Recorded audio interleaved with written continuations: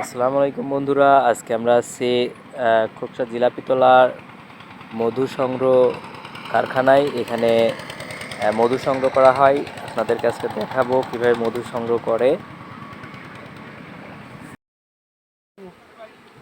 মধু আছে ভাই? না, নাই। অল্প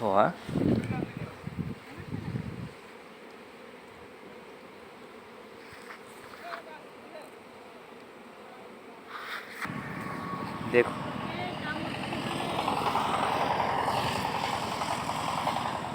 মধু সংগ্রহ করে কিভাবে।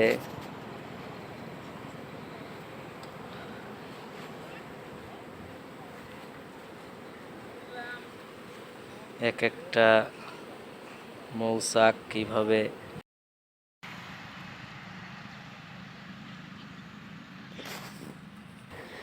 মধু সংগ্রহ করার জন্য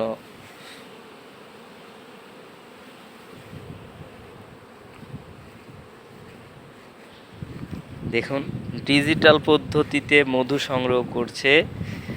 এটা ডিজিটাল ব্যাগ।